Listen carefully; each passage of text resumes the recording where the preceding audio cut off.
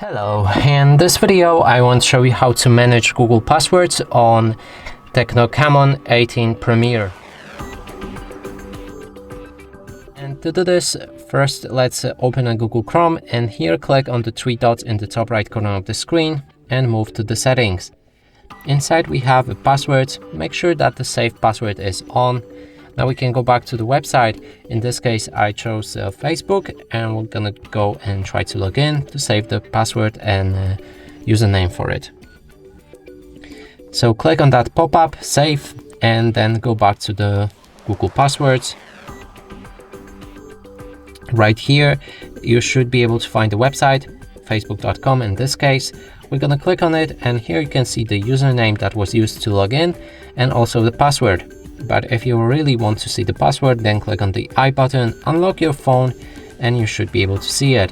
You can also edit the password or the email address for auto login. On some pages there will be username and not the email address. Click on done to save it, and in case you want to remove this password and username, click on the bin button and select delete password. And that's it for this video. Hope you like it. Please consider subscribing to our channel, leave a like and a comment below.